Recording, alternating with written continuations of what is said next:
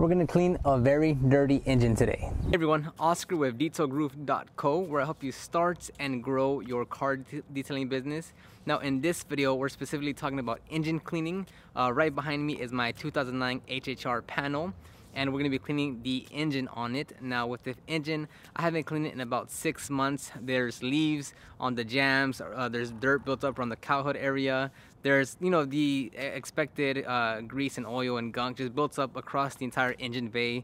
So there's really no place that's clean in there. So this would be a very thorough example of a proper engine cleaning on a properly dirty engine. So this will be interesting. So before we get the video started, go ahead and give this video a thumbs up, subscribe, and check the description down below for more information if you actually want to start or want to progress and grow your car detailing business. Now, as far as products and tools being used,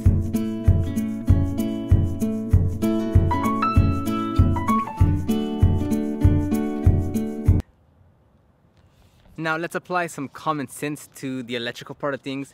Yes, we will introduce water to the battery, to electrical cables, to connectors, but as long as we're not spraying directly to whatever it is we're spraying, regardless if you have a pressure washer or just a garden hose, if we're not spraying directly to that connector or to whatever part you're worried about, then there shouldn't be a problem. The point is not to completely douse directly to it to remove whatever you're trying to clean. It's just to spray, saturate the area with a nice mist and get it over with. So most modern day cars are gonna be sealed properly where water won't interfere with any of the functionality of it. So if you are concerned about the alternator, the battery, by any means, just put a towel or cover it up with something. It's still gonna get wet, but at least it gives you that safe peace of mind that it's not gonna get as wet. So if you want, cover the alternator or the battery or any other sensitive item, whether you have like some aftermarket parts or you have a complex turbo or supercharger setup, cover some sensitive items with a towel. It's still gonna get wet, not as wet, but again, we're not spraying directly, point blank range into that area. We want to just have a nice mist, a nice spray, a thorough washing, but nothing where it's gonna completely douse that area, and we're not gonna hold it there for 5-10 seconds on one specific area. So apply some common sense. So for starters, the hood, the engine bay itself, it is dirty, but so is the actual hood, the bottom side of the hood. Now, we always want to start from the top and work our way down so we're not overworking ourselves. So if we start cleaning here in the engine bay and we get this all nice and good looking and then we clean the hood, what's going to happen? Well, all the dirtiness is going to fall back down, and then some areas are going to get dirty again, and we're going to have to work over ourselves. So we always want to start from the top and work our way down. But before we do that, as I said, there is a bunch of loose leaves across the jams. We will want to blow that out with some forced air, or if you don't have that, then just use your hands or vacuum it up if you want. That's also an option. But just to get the loose items out of the way so you can clean more efficiently. Now, because we are starting from the top and working our way down, and we're going to be spraying degreaser, we will have a lot of overspray in terms of once we spray the water, it's going to fall down onto the fender. So if you are doing a full detail or something other than just engine cleaning, you'll want to start with this, finish this area, close the hood, and then start washing the car, prepping the wheels, and doing everything else. But this will be the dirtiest part, so you don't want to clean the entire car, and then at the end of it, you clean the engine just to get everything else dirty again. So start with the engine and then work everything else.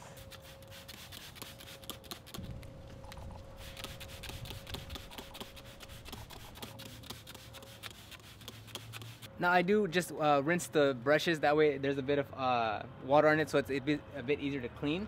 So with the large areas, you do want to use a larger brush to cover more real estate, and obviously on the more detailed areas, you'll want to use a more, like the Lugner brush or something more detailed to fit the more tight cracks and crevices and nooks and crannies.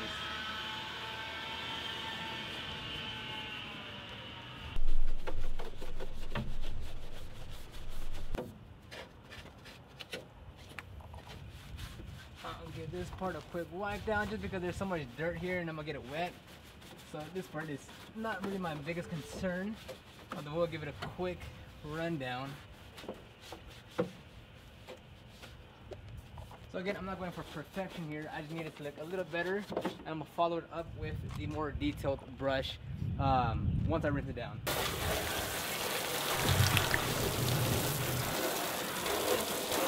Now I'm just gonna go over it again. I'm gonna spray it down. It's looking a lot better, but now I'm gonna touch it up with the with the lug nut brush.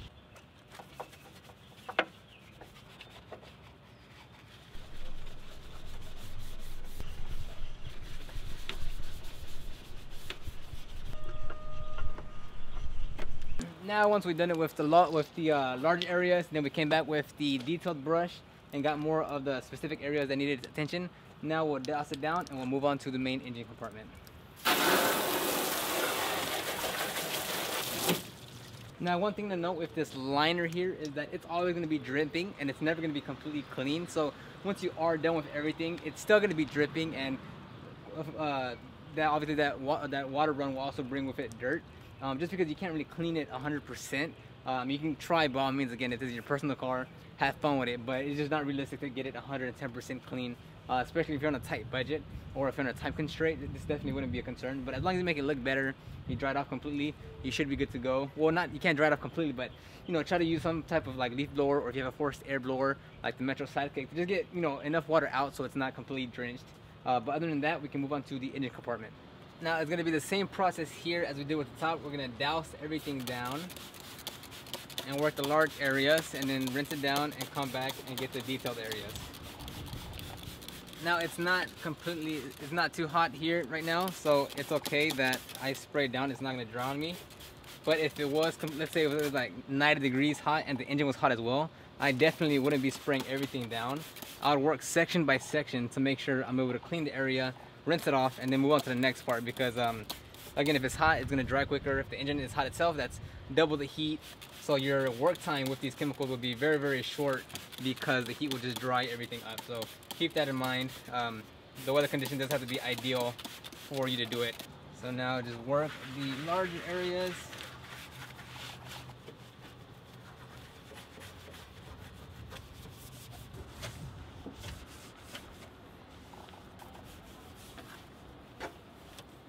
So now I'll gently rinse it down, since the camera is right behind us and it's not waterproof. So now we're just going to repeat the process to get the detailed areas, as that's probably a more time consuming part. You'll have to judge, how far you're going to take it, especially if you're doing it as a business. You want to see how far, how long are you willing to take with the customer's expectations and the results you promised. Because there's going to be different levels of engine cleaning. If someone's prepping it for sale, it's not going to be as extensive, because they just want to look better than the current condition, as opposed to someone that's entering their car at a car show. They'd probably want more extensive, full, thorough, deep cleaning. So you really have to meet your expectations and results with what with how you talk with the customer.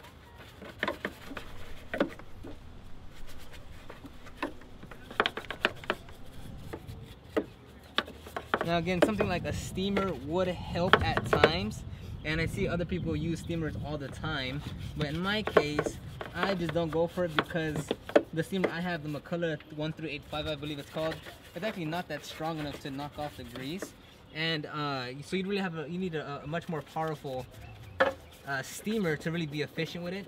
And because this isn't a concourse detail or anything, I'm not going for perfect or for the real granular details that's like beyond what anyone else will see. So a simple a 20-30 minute scrub down with a APC, water, and a brush is more than sufficient to get great results.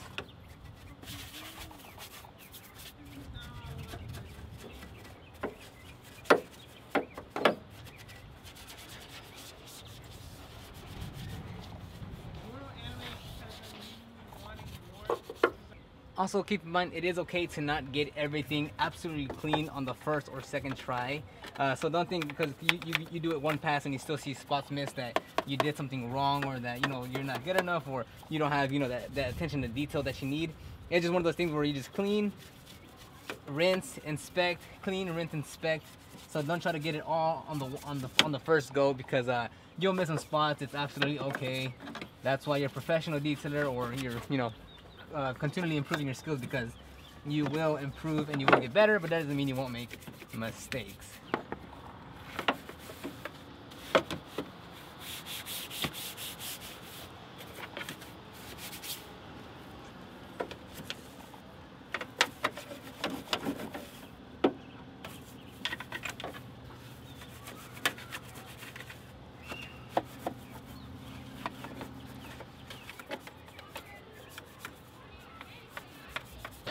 So now we've gotten, I think, at a good point. Now we're gonna rinse everything down and inspect it.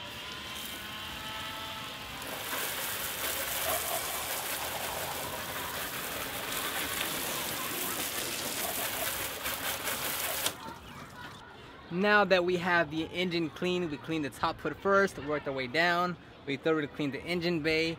Both parts we were doing with the big areas first, and then move to the lug nut brush to clean the detailed areas. Now that we have everything about 60% there, I'm gonna dry everything off and inspect it once again to see what areas are still dirty that are being covered by the water. Maybe sometimes, you know, you'll spray water, it looks clean, and then when you dry it off, it's all still a bunch of dirt or something that's just not supposed to be there. So I'm just gonna blow it down with the Air Force, and then we'll re-inspect it.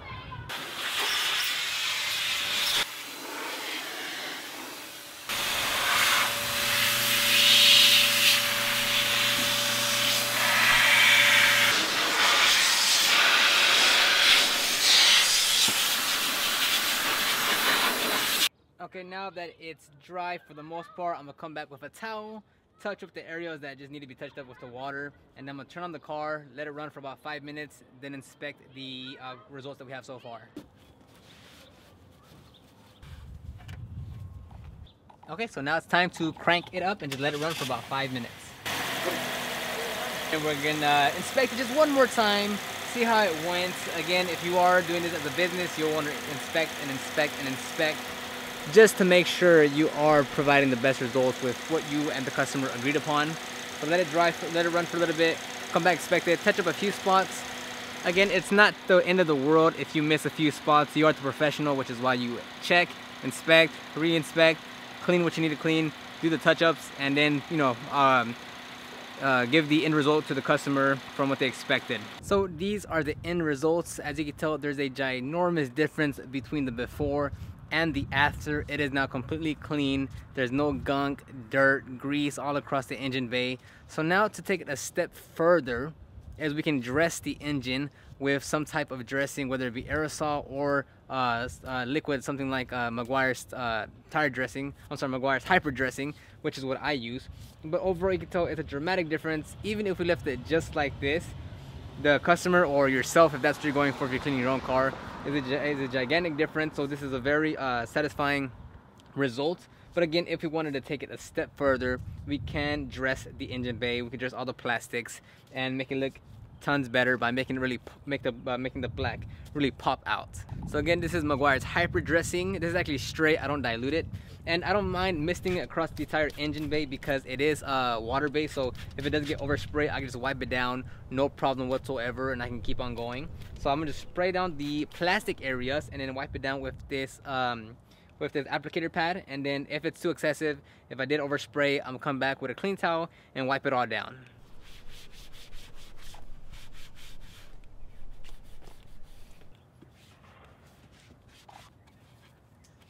And there we have it. That's the process of properly cleaning an engine bay.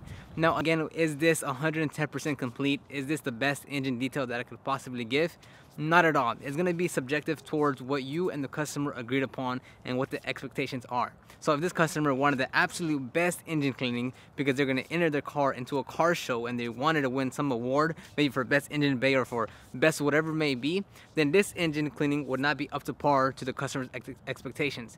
Now, on the other side of the spectrum, if this is just for a pre-sale, if they're going to turn it into a dealership or sell the car themselves, then this would be more than enough to get the car sold, and the customer will be more than happy to accept these results. Now, this does come down to communication between you and the customer. You don't want to think that it's a pre-sale, so they only need 60-70% job well done, when they're still in their mind saying, hey, I think this guy's going to do 110%. I'm going to look all the way down to the very bottom of the engine bay and I'm not going to see a speck of dust. So make sure the communication between you and the customer are aligned and congruent and are both on the same page of the type of results to expect after the engine cleaning.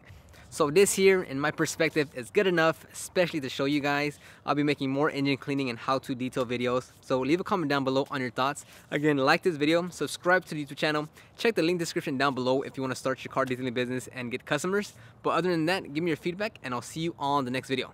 Bye.